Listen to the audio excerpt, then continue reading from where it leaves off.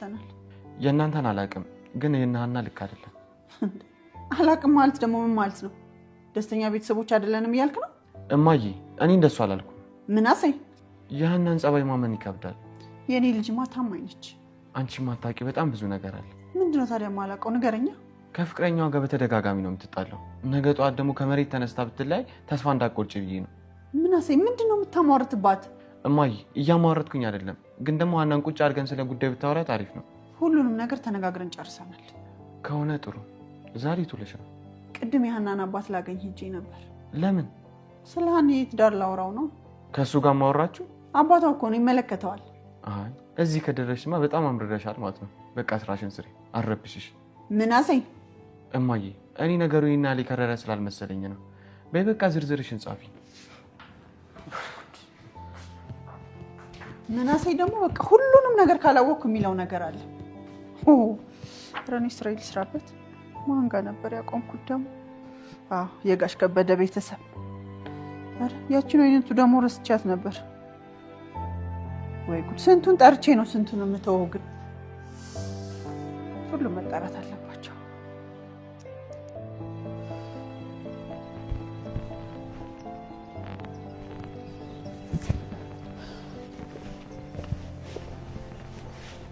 እዚህ ድረስ መምጣት አስፈላጊ ነው ማውራት አለብን እና ማታ አይደርስም ነበር አይደርስም ምንድነው እዝራን እንድታገኙ ፈልጋለሁ ለምን ተገናኙና አውሩ እኮ ምንድነው የምናወራው ሌላ ምን ታወራላችሁ የለመዳችሁትን ነው አንገናኝም ለምን እዝራና እኔ አብቅቶልናል እኮ ለምን ትላንት እኮ ተገናኝተን ገንዘብ ልስጥሻለኝ ምን እውነት አዎ እና ተቀበልሽው አይደል አይ በጭራሽ አልተቀበልኩትም ለምን ጽዮን ከገንዘብ ሰው ይበልጣል ቆይ ሰው ያጣውኝ ገንዘብ ምን ያደርግልኛል ጽዮን ይሄን ያክል ገንዘብ ሞዶ በገንዘብ ልቀበር ይመስልሻል ኦፍ ገንዘብ ቆይ አንቺ አንድ ቀን እንኳን ስለሰው ማሰብ ያቀትሻል ቆይ እኔና አንቺ ያለ ገንዘብ ምንም ረዳት እንዳሌለን ታውቂያለሽ እኛ ከሰው የተለየ ምን አለን ከሰው ምን ለየውማ ማንንም ያግዘን ስላሌለ ነው እኛ ለራሳችን እናንሳለን ጽዮን ሞኝ ነሽ ልበል ከፈለግሽ በይኝ ቆይ ገንዘብን የሚያህል ነገር እንዴት አልፈልግም ታያለሽ አዎ በጭራሽ አልፈልግም አንቺ ልጅ ስርዓት ያዢ ትጨማለቂያለሽ እንዴ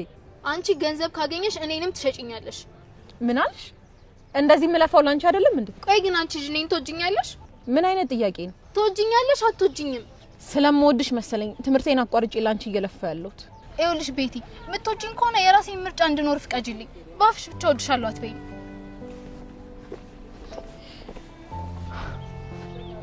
ቆይ እቺ ልጅ ምን እየሆነች ነው ለኔ የሚገባኝ ይሄ ነው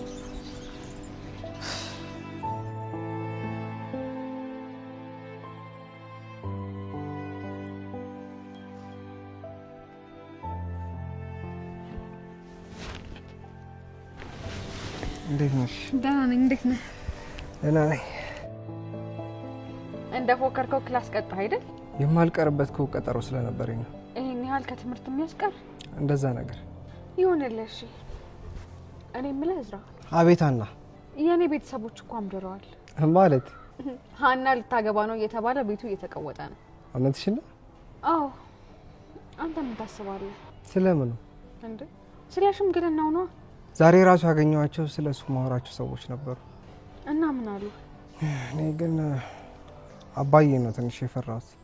እንዴት? መጀመሪያ ስራ ጀምር ይለኛል ብዬ ትንሽ ፈርቻለሁ። ቆይና ታዲያ ምን ተሻለ? አንቺንም እኮ ትንሽ ቢያቅሽ አሪፍ ነበር። እዝራ ነግሬሃለሁ፣ ላስተዋውቅሽ ምናምን እንዳትለኝ። ቢሆን ደስ ይለኝ ነበር። ይሄ ነገር እንደማይሆን ነግሬሃለሁ። እሱንማ ነግረሽኛል እኮ። ታዲያ ምን አሰብክ? የተወሰነ ጊዜ ብቻ ስጪኝ። ለምን? አንዳንድ ሰዎችን ላውራና እልካለሁ። እዝራ ይኸውልህ፣ ከዚህ በኋላ የምንገናኘው ሽማግሌ ልትልክ ስታስብ ብቻ ነው። ሀኒዬ የምር ወስኛለሁ። አንቺ ደስ ባለሽ ቀን እልካለሁ። እውነት? አዎ ሀኒዬ። በቃ እንደሱ ከሆነ እማዬ እንድትዘጋጅ ልንገራትና እነግርሃለሁ። እሺ። ደግሞ በጣም ናፍቀሽኝ ነበር። እኔም እኮ ናፍቀኸኛል። ትንሽ ብንቆይ ደስ ይለኝ ነበር። አይ ብንሄድ ይሻላል። እኔ መሄድ አለብኝ። ይሻላል እንሂድ። እንሂድ በቃ ክፈልና እንሂዳ።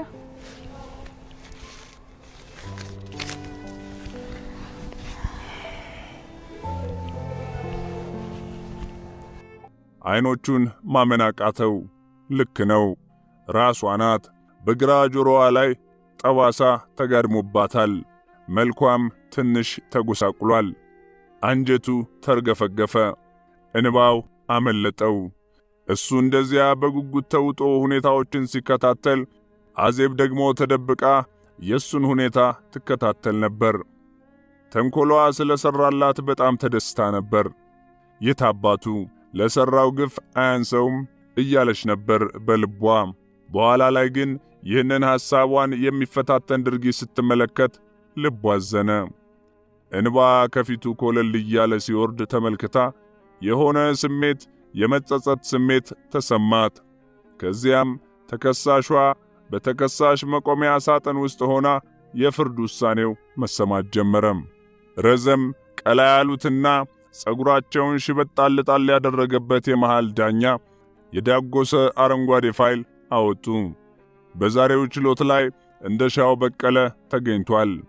በወላጆቹ ታጅቦ ከወዲያ ማዶ ሆኖ ከወዲህ ማዶ የተቀመጡት እነ ሻምበል ብሩክን በቀሉት አይኖቹ ይገረምማቸዋል።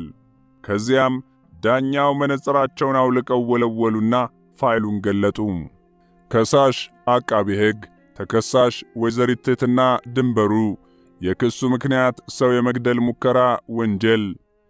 ተከሳሽ ትህትና ድንበሩ የጦር መሳሪያ በመያዝ ወጣት እንደሻው በቀለ በሚሰራበት የግል የንግድ ሱቅ ድረስ በመሄድ በአራት ጥይቶች ተኩሳ በማቁሰል የመግደል ሙከራ በማድረጓ የተመሰረተ ክስ ሲሆን ለክሱ መልስና የመልስ መልስ ተሰጥቶበታል። ከሳሽ የሆስፒታል ማስረጃ፣ የፖሊስ ሪፖርትና ወንጀሉ የተፈጸመበትን የጦር መሳሪያ በኤግዚቢትነት ለፍርድ ቤቱ አቅርቧል። ምስክሮች ቀርበው ተሰምተዋል። ፍርድ ቤቱ ጉዳዩን ከመረመረ በኋላ ተከሳሽ ጥፋተኛ ሆና በመገኘቱ የጥፋተኛነት ውሳኔ ሰጥቷል። ተከሳሽ በተመሰረተባት ክስ መሰረት የቅጣት ውሳኔ ለመስጠት እንዲያስችል አቃቤ ሕግና የተከሳሽ ጠበቃ የቅጣት ማቅለያ ወይንም የቅጣት ማክበጃ ሐሳባቸው እንዲያቀርቡ ተደርጎ በሁለቱም ወገን የቀረበው የመፋረጃ ሐሳብ በፍርድ ቤቱ ተመዝግቧል። ስለሆነም ፍርድ ቤቱ የቀረበውን የግራ ቀኙን የመፋረጃ ሐሳብ በመመርመርና የወንጀለኛ መቅጫ ሕጎችን መሠረት በማድረግ ከዚህ የሚከተለውን የፍርድ ውሳኔ ሰጥቷል። ፍርድ። ተከሳሽ በፈጸመችው ወንጀል ጥፋተኛ ሆና ብትገኝም ወንጀሉን ለመፈጸም የተነሳሳችበትን የሞራል ተቃራኒ ድርጊት፣ የተከሳሽን የቀድሞ ስነ ምግባር ሁኔታ፣ የቤተሰብ ኃላፊነት ደረጃን፣ የተከሳሿን የዕድሜ ሁኔታ ከግምት ውስጥ በማስገባት እንደዚሁም ተከሳሽ ከዚህ በፊት በማናቸውም የወንጀል ድርጊት ውስጥ ተሳትፋ ያልተቀጣችና ለወደፊቱ ከዚህ ጥፋት ተምራ መልካም ዜጋ ልትሆን የምትችል ታዳጊ ወጣት መሆኗን በማገናዘብ እጇ ከተያዘበት ዕለት ጀምሮ ለ3 ዓመት በማረሚያ ቤቱ ውስጥ ቆይታ እንድትታረም ወስነን ፋይሉን ዘግተን ወደ መዝገብ ቤት መልሰናል። ፊርማ የመሃል ዳኛ ጸጥ አርጋቸው ተፈራ። በውሳኔው ቅር የተሰኘ ወገን ይግባኝ የመጠየቅ መብቱ የተጠበቀ ነው። ውሳኔውን ለመስማት ሁሉም ጸጥ ብሏል። እያንዳንዷ እንቅስቃሴና ኮሽታዋ ሁሉ ጎልታ ትሰማ ነበር። ልብ ድው ድው ሲል ይደመጣል። ትንፋሽ ባጭሩ ይሮጣል። ዶክተር ባይከዳኝም የፍርዱ ውሳኔ እስከሚነበብ ድረስ የልቡ ምት ፍጥነቱን ጨምሮ ነበር። በዚያ ሰዓት ለትህትናና ከጎኗ ለተሰለፉት ወገኖቿ የዓለም እንቅስቃሴ የቆመ መስሏቸው ነበር። እንደ እውነቱ ከሆነ ውሳኔው ከገመቱት በጣም ያነሰ ነበር። የፍርድ ውሳኔዋን ሰምታ ከተከሳሽ መቆሚያ ሳጥን እንደወረደች ፖሊሱ ከፊት አስቀድሟት ወጣ። አዜብ፣ ሻምበል ብሩክና ወንድሟ ፖሊሱን ተከትለው አጀቧት። ከዚያም ሄደው አቀፏትና አይዞሽ፣ አንዱን ጨርሰሻል፣ የቀረችሽ 2 ዓመት ብቻ ናት፣ 2 ዓመት ማለት 2 ቀን ነች በማለት ሞራል ሰጧት። እዚያ የተሰበሰበው ሕዝብ የነሱን ሁኔታ እያየ አይዞሽ አይዞሽ አይዞሽ በማለት የማያቋርጥ የማበረታቻ ድጋፍ እየሰጣት ነበር። ተደጋጋሚ በደል የተፈጸመባት ወጣት በመሆኗ አብዛኞቹ እንደ ወንጀለኛ በክፉ ዓይናቸው ሊያዩት አልፈለጉም። ዶክተር ባይከዳኝም ከፍርድ ውሳኔው ዝርዝር በተጨማሪ አጠገቡ ተቀምጦ ከነበረው ታዳሚ አንደበት ልክ አዜብ በነገረችው መሠረት የወንጀሉን ታሪክ ሰምቷል። በጉልበቱ ድንግልናዋን በወሰደው ሰው ላይ አደጋ አድርሳ በራሷም ላይ ጉዳት ማድረሷን እንደ ሻውን ጠቁሞ በማሳየት ጭምር አረጋግጦለታል። ዶክተር ባይከዳኝ ይህንን ሁሉ ካረጋገጠ በኋላ እንደፈራው አልቀረም። ከባድ ጸጸት አደረበት። በዚያን ዕለት መጥፎ ስድብ በሰደባት ዕለት የነበረችው ትሕትና ታወሰችውና ራሱን ወቀሰ። ትሕትና በአጃቢ ፖሊሱ ታጅባ ከችሎቱ እንደወጣች ፖሊሱ ከፊቷ ቀደመና ፈጠን ፈጠን እያለ አስከተላት። ከኋላው ተከተለችው። ከዚያም እዚያ በጣም ትልቅና በጥላው ምክንያት ቀዝቃዛ አየር ከሚነፍስበት የግራር ዛፍ አጠገብ ሲደርስ ቆም አለ። ሻምበልም ወደ አጃቢ ፖሊሱ ጠጋለና ጀርባውን ቸብ ቸብ በማድረግ ፈገግ አለ። ፖሊሱም ሰፊ ፈገግታውን ለገሰው። መልካም ይሁንልህ ማለቱ ይሆን? ከዚያም ሻምበል ብሩክ ለዚህች ለዛሬዋ አስገራሚ ዕለት የተዘጋጀበትን አስቀድሞ ፈቃድ ያገኘበትን ዕቅዱን ሊያጠናቅቅ ወደ ትሕትና ተጠጋ። ፖሊሱም በአክብሮት ፈንጠር ብሎ ቆመና ቦታውን ለሻምበል ለቀቀም። ፖሊሱ የሕግ ነገር ሆኖበት ነው እንጂ የዛሬን እንኳን ሊለቅለት በወደደ ነበር። ትሕትና የተሰበሰበውን ሕዝብ ታማትራለች። ምንም የመደናገጥና የመረበሽ ስሜት አይታይባትም። ይልቁንም በፈገግታ ተሞልታ የሻምበል ብሩክን ሁኔታ እየተከታተለች ነበር። ምን ሊያደርግ ነው በሚል ስሜት ሰው ሁሉ ሻምበል ብሩክን ያስተውለዋል። ምን ለማድረግ እንደፈለገ እሷም ማወቅ አልቻለችም ነበር። አዜብና አንዱዓለም አጠገቡ ናቸው። ከኪሱ ውስጥ የሆነ ነገር አወጣ።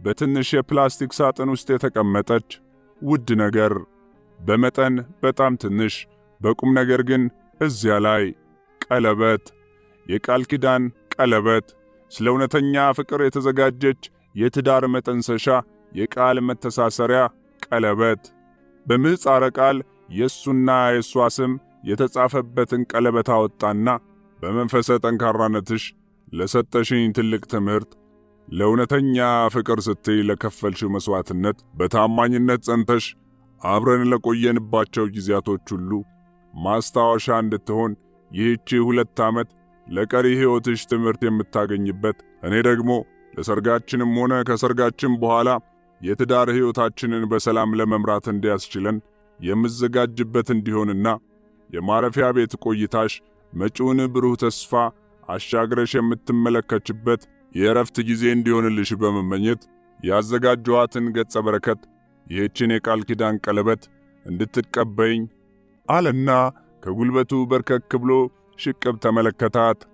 ከዚያም ፍዝዝ ባለችበት እንባዋ ጉንጮቿን እያቋረጠ ቁልቁል መውረድ ሲጀምር ቀልጠፍ ብሎ የግራ እጇንና ቀለበቷን ወደ ላይ ከፍ አደረጋቸው። ከዚያ የከበበው ሰው በሙሉ በደስታና በሆታ አጨበጨበላቸው፣ እልልታውን አቀለጠላቸው። አንዱዓለምና አዜብ ተቃቀፉ። ምስጢሩን የምታውቀው አዜብ ብቻ ነበረች። ቀለበቱንም የመረጠችለት እሷ ናት።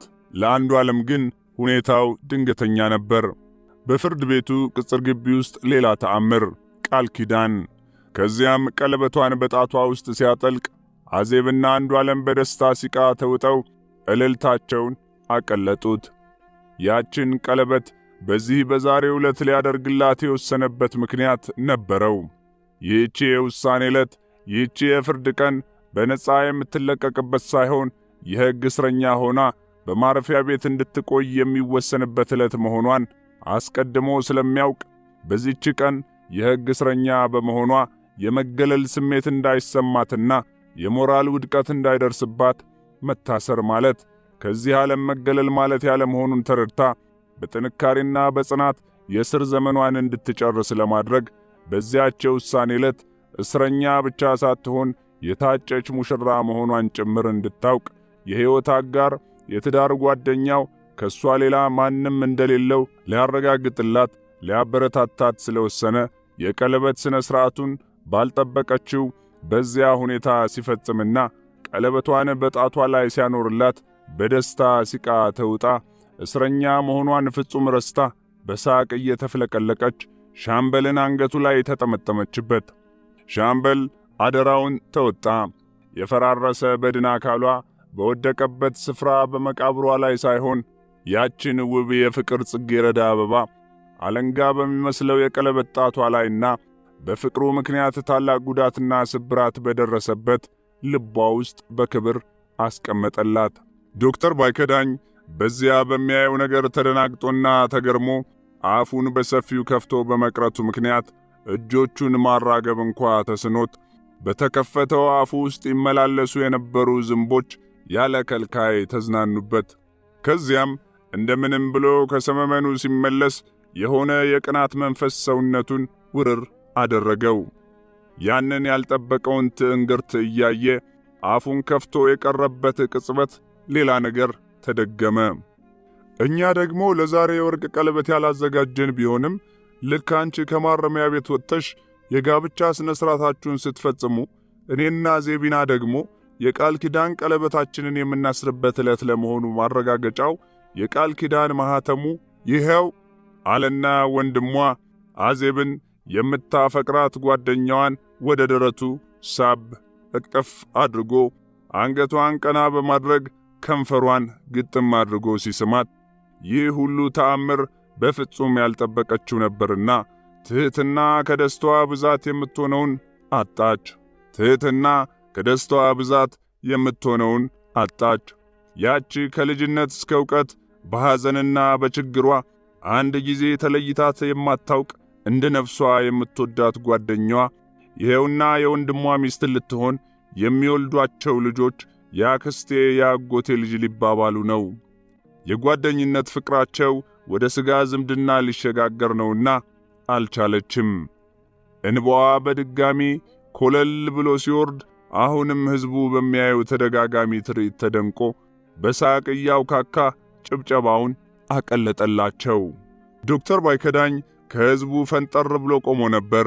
ያንን ሁሉ ትርኢት ተመልክቶ ካበቃ በኋላ ግን የቅናት ስሜቱ እየተገፈፈ ሄዶ በምትኩ የደስታ ስሜት ይሰማው ጀመር።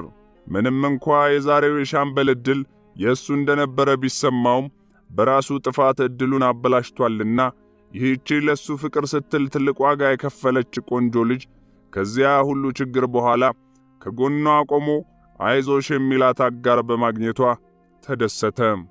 ትህትና ምንም በደል ያላደረሰችበት ልጅ መሆኗን ሕሊናው ደጋግሞ ስለጨቀጨቀው ይቅርታ ሊጠይቃትና እንኳን ደስ አለሽ ሊላት ፈለገ። ከዚያም ጠጋለና ለተፈጸመው ስህተት ሁሉ አዝናለሁ፣ ላደረስኩብሽ በደልም ከልብሽ ይቅርታ እንድታደርግልኝ እለምናለሁ። በሰላም የስር ዘመንሽ እንድትጨርሽና መልካም የቀለበት ስነ ስርዓት እንዲሆንልሽም ከልብ እመኝልሻለሁ አላት በማለት አጸፋውን መለሰችለትና ሻምበልን አየችው። ሻምበልም አያት። ከዚያም ሦስቱም እርስ በርሳቸው ተያይተው ፈገግ ሲሉ አዜብም ዶክተር ባይከዳኝን እያየች ፈገግ አለች። ሰራሁልህ ማለቷ ይሆን? ለጊዜው ቢደብቋትም ውሎ እያደረ ለቅሶዋ ቢበዛና ውትወታዋ ቢያስጨንቃቸው እውነቱን ነገሯት። እንደፈራችውም ልጇ በጤናዋ እንዳልጠፋች ካወቀች ዕለት ጀምሮ በበሽታዋ ላይ ሌላ በሽታ ተጨመረባት። ትህትና ከሆስፒታል ድና ብትወጣም እስር ቤት መግባቷን ሰማች። መርዶ! ትንሹ ልጁ አንዱ ዓለም ደግሞ በእንጭጭነቱ ተለይቷት ለመሄድ መዘጋጀቱን ሰማች። ሌላ የልብ ስብራት! ያንን የምትወደው ባለቤቷን የነጠቀባት ጦርነት አሁን ደግሞ ሮጦ ያልጠገበ አንድ ፍሬ ልጇን እንዳይነጥቅባት በስጋት ተውጣ ጠዋትና ማታ እየየ ብቻ ሆነ። ሁለቱንም አለኝታዎቿን ከጎኗ ስታጣቸው የወላድ መካን የሆነች መሰላት። ትህትና ከሆስፒታል ከወጣች በኋላም እቤቷ እንድትገባ ሳይሆን ፍርድ ቤቱ በማረሚያ ቤት እንድትቆይ መወሰኑን ስትሰማ ከዛሬ ነገ በነጻ ትለቀቅልኛለች ብላ በጉጉት እየተጠባበቀች ጭል ጭል ትል የነበረች ተስፋዋ ድርግም ብላ ጠፋች። ይህ የጨለማ ሕይወት ፍጹም ልትወጣው የማትችለው ሆነባት። የቤት ሠራተኛዋ ታፈራሁ የልጅ ያክል ብትንከባከባትና ሻምበል ብሩክና አዜብም ልጆቿን ሊተኩላት ከጎኗ ሳይለዩ ደፋ ቀና ቢሉም ሳይሆንላቸው ቀረም። ከዚህ በኋላ በሽታው በአንድ ወገን፣ የልጆቿ ናፍቆት በሌላው ወገን ሆነው እየተጋገዙ ሥጋዋን አኝከው በመጨረስ የሞት ድግሷን ያፋጥኑት ጀመር። ትሕትና በማረሚያ ቤት በቆየችበት ጊዜ ብቸኝነት፣ መታከት፣ ተስፋ መቁረጥና ናፍቆት እነኚህ ሁሉ እያሰቃዩአት ልጆቼን እንዳለቀሰች ያቺ የቆንጆዎች እናት ቆንጆዋ መልማል ለመሆኗ ምልክቱ እንኳን ጠፍቶ ገላዋ መንምኖና አልቆ ባጥንትና ቆዳ ብቻ ከቀረች በኋላ ልጇ ለ2 ተጨማሪ ዓመታት በእስር ቤት እንደምትቆይ የመወሰኑን አሳዛኝ ዜና ሰምታ ፍርዱ በተሰጠ በ4ኛው ወር ላይ ለአንዴና ለመጨረሻ ጊዜ እስትንፋሷ ቆመ። ዳግም በዐይኗ አይታቸው ናፍቆቷን ሳትወጣና ሳትሰናበታቸው ከዚህ ዓለም በሞት ተሰናበተች።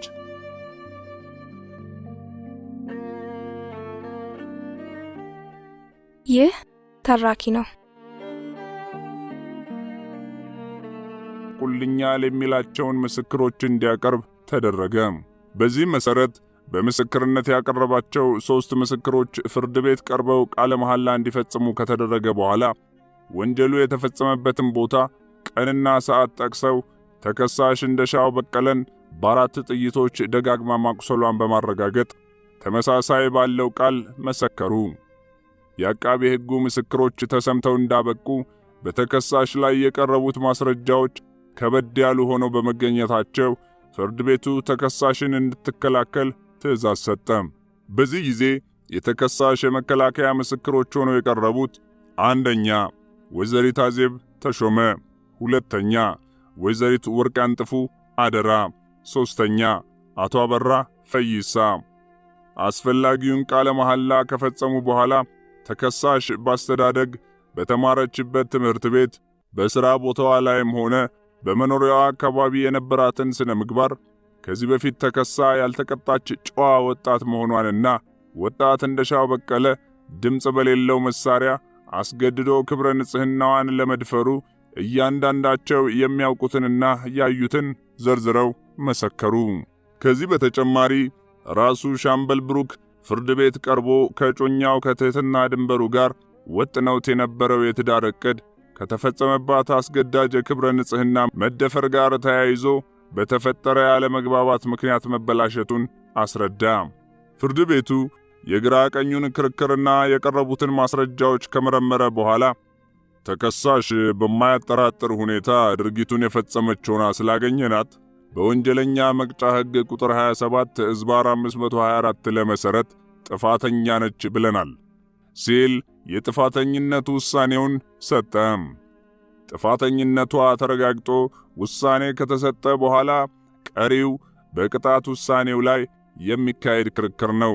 በዚህ መሠረት ተከሳሿ ለፈጸመችው ወንጀል የቅጣት ውሳኔውን ለመስጠት እንዲያስችል አቃቤ ሕጉ የቅጣት ማቅለያ ወይንም ማክበጃ ሐሳብ ካለው እንዲያቀርብ ፍርድ ቤቱ ስለጠየቀ ተከሳሽ ትሕትና ድንበሩ በቀልም በልቧ በማሳደር በቂ ዝግጅት በማድረግና የጦር መሳሪያ በመያዝ ከሥራ ቦታው ድረስ ሄዳ ወጣት እንደሻው በቀለን በ4 ጥይቶች ደጋግማ በመምታት ሕይወቱን ለማጥፋት ሙከራ ማድረጓ በበቂ ማስረጃ የተረጋገጠባት በመሆኑ ለዚህ ለፈጸመችው ወንጀል ተመጣጣኝ ቅጣት እንድታገኝ የወንጀለኛ መቅጫ ሕግን አንቀጽ ጠቅሶ ጠየቀ። የተከሳሽ ጠበቃም እንደዚሁ ስለ ሕጉና ስለ ጉዳዩ በማብራራት ቅጣቱ እንዲቀልላት አስተያየቱን አቀረበ። በዚህ የቅጣት ማቅለያ አስተያየት ላይ በወጣት እንደሻው በቀለ ወላጆች ቤት ውስጥ ተቀጥረው የሚያገለግሉት በተለይ የወጣት እንደሻው የሥጋ ዘመድ የሆነው አቶ አበራ ፈይሳ የዝምድና ደረጃው ሳያግደው በሐቅ እንደመሰከረውና በቤት ሠራተኛነት ተቀጥራ የምታገለግለው ወይዘሪት ወርቅ አንጥፉ አደራ በዓይኗ ባየችው ድርጊት ላይ በሰጠችው የምስክርነት ቃል በተረጋገጠው መሠረት እንደሻው በቀለ ኃይል ተጠቅሞ በተከሳሿ ላይ የሞራል ተቃራኒ የሆነ የወደፊት የትዳር ሕይወቷን ያበላሸና ከምትኖርበት ማህበረሰብ ባህልና እምነት አንጻር ዝቅተኛ ግምት የሚያሰጣትን ወንጀል የፈጸመባት በመሆኑ ከዚሁ ወንጀል ጋር በተያያዘም ጋርጠው መራን በገንዘብ በመግዛት በወንድሟ ላይ የድብደባ ወንጀል በማስፈጸም ያደረሰባት ድርብ ጥቃት ለጋ አእምሮዋን የነካና ለወንጀል ያነሳሳት ድርጊት መሆኑን ወጣቷ በምትኖርበትም ሆነ በተማረችበት ትምህርት ቤት ውስጥ ፍጹም ጨዋና ሰላማዊ ዜጋ መሆኗ የተመሰከረላት ከመሆኑ በተጨማሪ ወላጅ አባቷ ለግዳጅ ተጠርቶ በጦር ሜዳ ላይ በመሞቱ ምክንያት በለጋ ዕድሜዋ ከራሷ ጭምር 3 ቤተሰብ የማስተዳደር ኃላፊነት የተሸከመች ወጣት በመሆኗ ክቡር ፍርድ ቤቱ ሀ ተከሳሽ ወንጀሉን ለመፈጸም የተነሳሳችበትን ሁኔታ፣ ለ የተከሳሽን የዕድሜ ሁኔታ፣ ሐመሩሃ ተከሳሽ ወንጀሉን ስትፈጽም የነበረችበትን ሁኔታ፣ መ የተከሳሽን የቤተሰብ ኃላፊነት ደረጃ፣ ሰ ተከሳሽ ከዚህ በፊት በማናቸውም ወንጀል ተከሳ ቅጣት ያልተፈጸመባትና ለወደፊቱ ያላትን የሥነ ምግባር ታራሚነት ከግምት ውስጥ በማስገባት እስከ ዛሬ ድረስ በማረሚያ ቤት የቆየችበት ጊዜ በቂ ሆኖ ቅጣቱ እንዲቀልላት በማለት አስተያየቱን ሰጠ። ከዚህ በኋላ የሚቀረው ፍርድ ቤቱ ጉዳዩን መርምሮ የቅጣት ውሳኔ የሚሰጥበትን ዕለት በጉጉትና በናፍቆት መጠባበቅ ብቻ ሆነ። አንዱዓለም በአሁኑ ሰዓት ምጽዋ በባህር ኃይል ውስጥ በስልጠና ላይ ይገኛል። ለኪስ የሚሰጠውን አነስተኛ ገንዘብ የሚልከው ለእህቱ ነው። እህቱ በማንኛውም ረገድ እንድትበረታ መታሰር ማለት በሕይወት ውስጥ ከሚገጥሙ የኑሮ ውጣ ውረዶች አንዱ እንጂ ከህብረተሰቡ መገለል ማለት ያለ መሆኑን እየገለጸ አይዞሽ እያለ በማጽናናትና ስለሱ እንዳታስብ በቀይ ባህር ዳርቻ በመርከብ ላይ ብቻውንና ከጓደኞቹ ጋር ሆኖ የተነሳቸውን ፎቶግራፎች ለሷና ለናቱ በመላክ ናፍቆታቸው እንዲወጡ እያደረገ ነው። አይዞሽ ማምዬ፣ ልጦርሽ ደርሻለሁ። አሁን ትልቅ ሰው ሆኜልሻለሁ። እንደ ድሮ ትንሽ ልጅ አይደለሁም። በቅርቡ ድነሽ መተሽ እንደምትጠይቅኝ ተስፋ አድርጋለሁ ከሚል የማበረታቻና የናፍቆት ደብዳቤ ጋር ለእናትና ለእህቱ የዚህ አይነት ደብዳቤ ሲያዘጋጅ ለአዜብ ተሾመ የሚልክላት ደብዳቤ ደግሞ ለየት ይላል።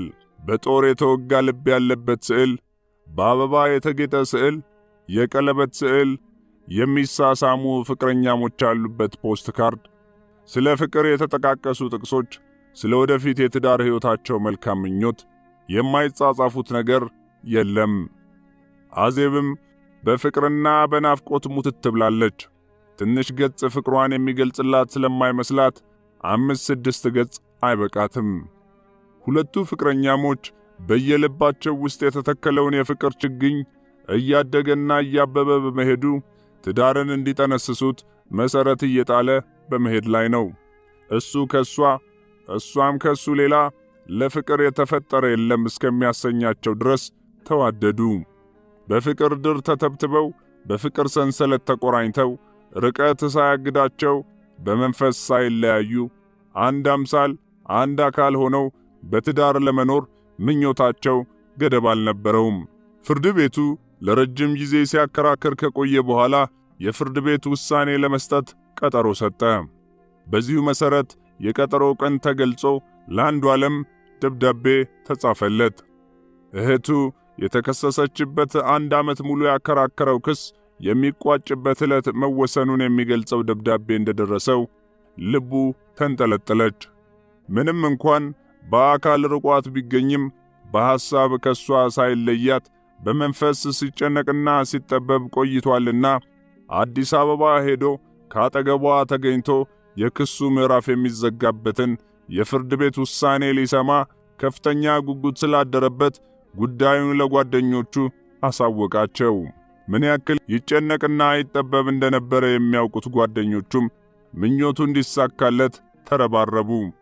የጠየቀው ፈቃድ እንዲሰጠው በማስተባበርና ለመጓጓዣ የሚሆን ገንዘብ በማዋጣት ከጎኑ ቆሙ። ከዚያም የአውሮፕላን ቲኬት ቆርጠው አድባር ትከተልህ፣ መልካም ዜና ለመስማት ያብቃ ብለው መርቀው ሸኙት። አንዱዓለም በዚህ አጋጣሚ የእናቱን የሻምበል ብሩክና የአዲስ አበባን ናፍቆት ሊወጣ ከፍቅረኛው ከአዜብ ተሾመ ጋር በአካል ተገናኝተው አድማስ የጋረደው የፍቅራቸውን ግርዶሽ ወዲያ ያገላልጠው የናፍቆታቸውን ጥም ሊቆርጡ በመታደሉ ጭምር ጉዞው በአንድ ድንጋይ 3 ወፍ ሆኖለት በደስታ ተውጦ አውሮፕላን ላይ ወጣ።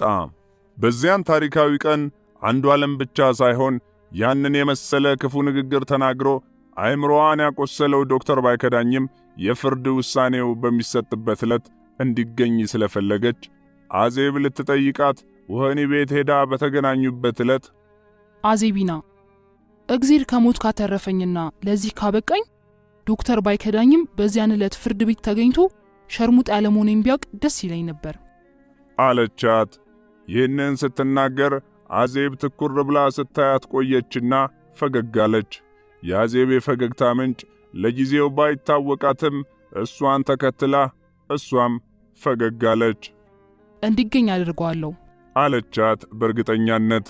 አዜብ እንደዚያ ፈገግ ያለችውና እንደሚገኝም እርግጠኛ የሆነችው ልትሰራው ያሰበችው ተንኮል ፍጻሜው መድረሱን በማወቋ ነበር። ሁልጊዜም የሚከነክናት ነገር በዶክተርና በሻምበል መካከል የነበረው ልዩነት ነበር። ትህትና ልጃገረድ ያለ መሆኗን ሲያውቅ ሻምበል ፍቅሩን ያቋረጠበት ሁኔታና የዶክተር ሁኔታ ፍጹም የተለያየ ነበር። ሻምበል አባብሎና አጽናንቶ ነው የሸኛት። ዶክተር ግን አዋርዶ ሞራሏን ነክቶና የጭካኔ ንግግር ተናግሮ ነው ያባረራት። ለዚህ ድርጊቱ ደግሞ መቀጣት አለበት ብላ ታስብ ስለነበረ በዚያን እሷና ብሩክ ብቻ በሚያውቁት ዕለት ተገኝቶ እንዲቀጣ ፈለገች። በማግስቱ የካቲት 12 ሆስፒታል የደረሰችው ከቀኑ 5 ሰዓት ሲሆን ነበር። ምሽቱን ስትቀምም ያደረችውን መልእክት ይዛ እዚያ እንደደረሰች የዶክተር ባይከዳኝን የምርመራ ክፍል ጠይቃ የሚያሳያት ሰው አገኘችና ወደዚያ መራች። ዶክተር የመጨረሻውን በሽተኛ እየመረመረ ነበር። ቀስ ብላ በሩን ከፍታ ወደ ውስጥ ተመለከተች። አጠገቡ የነበረችው ነርስ ፈጠን ብላ መጣችና ምን ፈለግሽ አለቻት አንገቷን ወጣ አድርጋ። ለግል ጉዳይ ዶክተር ባይከዳኝ ዘንድ ነው የመጣሁት ስትላት ሲስተሯ ከላይ እስከ ታች ተመለከተቻትና በሽተኛ እየመረመረ ስለሆነ ጠብቂ ብላ በሩን መልሳ ዘጋችውና ሰው የሚፈልገው መሆኑን ነገረችው። ዶክተር ምርመራውን ከጨረሰ በኋላ እንድታስገባት ለሲስተሯ ነገራትና በሩን ከፍታ እንድትገባ በምልክት ጠራቻት። ከዚያም አዜብ በሳቅ እየተፍለቀለቀች ራሷን አስተዋወቀችው። ዶክተርም እንድትቀመጥ ጋበዛት። ሁኔታዋ ግራ አሰኝቶታል። ለትንሽ ደቂቃ ብቻ ላነጋግር ፈልጌ ነበር ዶክተር አለችው። በዚህ ጊዜ ሲስተሯ የዶክተርን የስንብት ቃል ሳትጠብቅ ሹልክ ብላ ወጣች። የትህትና ጓደኛ ነኝ አለችው። ለምን እንደሆነ ባያውቀውም የትህትናን ስም ሲሰማ ልቡ ዘለለች። ከዚያም አንዲት የተጣጠፈችና የተቀዳደደች ፖስታ ከኪሱ አውጥታ አቀበለችው። በፖስታው ላይ ያለውን አድራሻ ተመለከተ። ለዶክተር ባይከዳኝ ሙሉ ሰው የካቲት 12 ሆስፒታል ይላል። ዶክተር ነገሩ ግራ አጋብቶት አይን አይኗን እያየ ደብዳቤውን ተቀበላትና በልቡ የምን መልእክት ይሆን የይቅርታ ወይንስ የስድብ ሲል ራሱን ጠየቀ። ከወዲሁ መገመት አልቻለም። መልሱን የሚያገኘው ከደብዳቤው ብቻ ነው። በጉጉት ተውጦ ደብዳቤውን ገልጦ ማንበቡን ቀጠለ።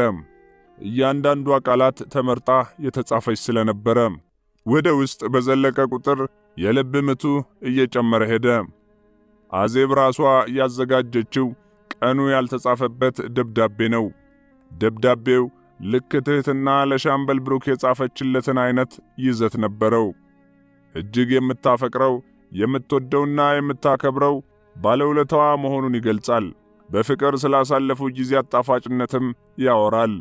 የመለያየታቸው ምክንያት በመቃቃር ወይንም ደግሞ በመጠላላት ሳይሆን በድንገት በተፈጠረ ችግር ምክንያት መሆኑን ያስረዳል። የጸባቸው መንስኤ በሆነውና የምትወደውን ሰው እንድታጣ ክብረ ንጽህናዋን በደፈረው ወንጀለኛ ላይ እርምጃ ወስዳ ለመሞት መወሰኗን ካወራ በኋላ እስከ ወዲያኛው አፍቃሪ እህትህ ትህትና ድንበሩ በሚል ይደመድማል። ምንድነው ተአምሩ? ዶክተር ግራ ተጋብቶና ፊቱ ላይ ቸፍ ያለውን ላቡን እየጠራረገ ባዜብ ላይ አይኖቹን አፈጠጠም። አይዞህ ሕይወቷ ተርፏል ስትል አረጋጋችው። ዶክተር ከድንጋጤ ሳይመለስ ቡዝዝ ባሉት አይኖቹ ሲመለከታት ከቆየ በኋላ ስለሆነው ነገር እንዳዲስ ጠየቃት። ከቤው የተረፈውን በቃሏ ተረከችለት። ትህትና ደብዳቤውን አሽጋ በጎረቤት በኩል የላከችላት መሆኑን ደብዳቤው ተቀዶ ከተነበበና እጅግ ከዘገየ በኋላ እንደ ቀላል ነገር እንዲደርሳት መደረጉን አሁን ትህትና ለፍርድ ቀርባ ፍርዷን እየተጠባበቀች መሆኑንና ድርጊቱ የተፈጸመበትንም ጊዜ በግማሽ አሳጥራ በቁጭት ስትነግረው አመናት። አሁን ለዶክተር ቁም ነገሩ የጊዜ ጉዳይ አይደለም። ለሱ ዋናው ቁም ነገር እውነቱን ማወቁ ብቻ ነው። ዶክተር ለመጨረሻ ጊዜ ከትህትና ጋር የተለዋወጡት መራራ ቃላት ታወሱት።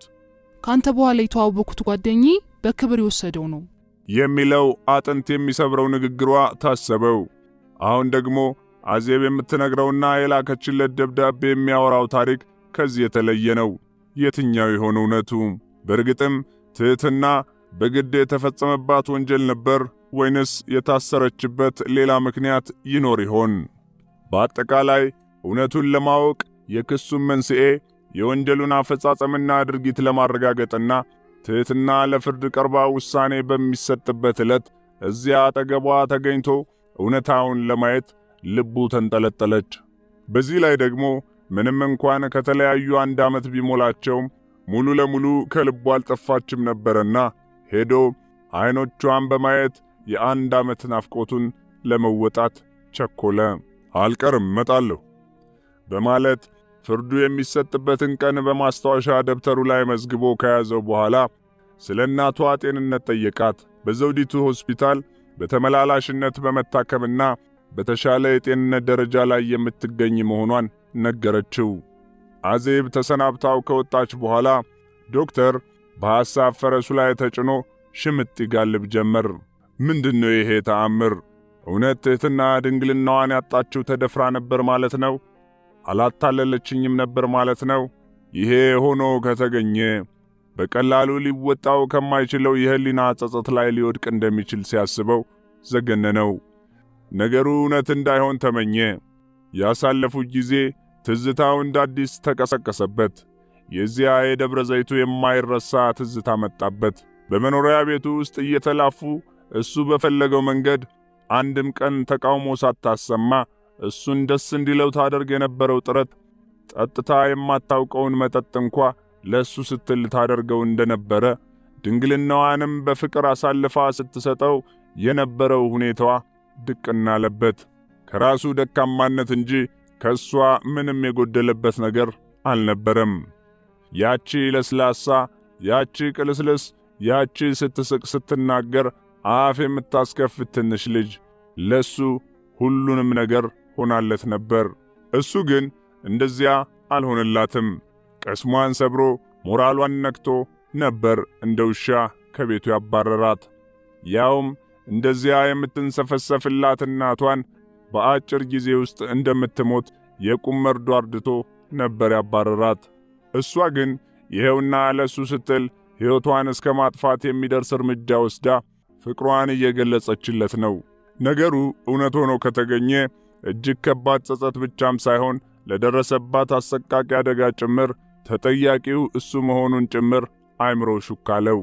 በዚያን የፍርድ ውሳኔው በሚሰማበት ዕለት ሻምበል ብሩክ፣ አዜብና አንዱዓለም ጻዕዳ ለብሰው አምረውና ደምቀው ውሳኔውን ሊሰሙ ወደ ፍርድ ቤት ሄዱ።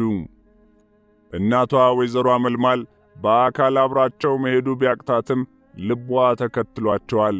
በተለይ ሻምበል ብሩክ ሙሉ ጥቁር ሱፍ፣ ነጭ ሸሚዝና ፍንጥቅጥቅ ውሃ ሰማያዊ ክራቫት አስሮ ሙሽራ መስሏል። ምን አስቦ ይሆን?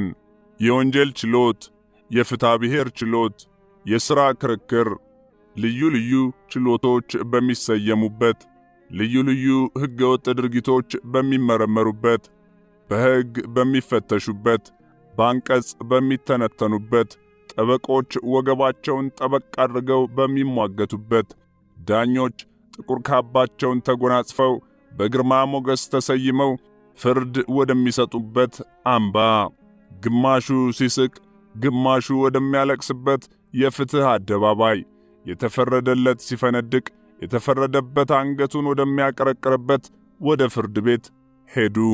ሦስቱ ዳኞች ካባቸውን ደርበው ከፍ ብሎ በተዘጋጀው መድረክ ላይ በግርማ ሞገስ ተሰይመዋል። በችሎቱ ውስጥ ታዳሚው ግጥም ብሎ ሞልቷል። ሞልቶ ተርፎም ከደጅ ድረስ ቆሟል። አንዳንዱ ልማድ ያለው እንጂ ጉዳይ ያለው ሆኖ አይደለም።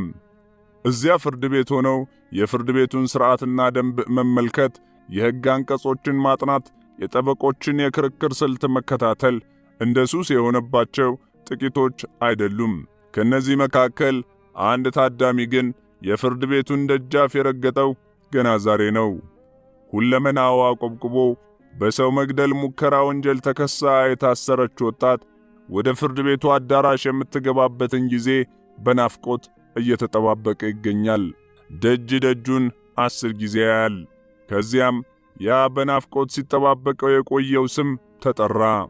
ልቡ ድው ድው አለችበት።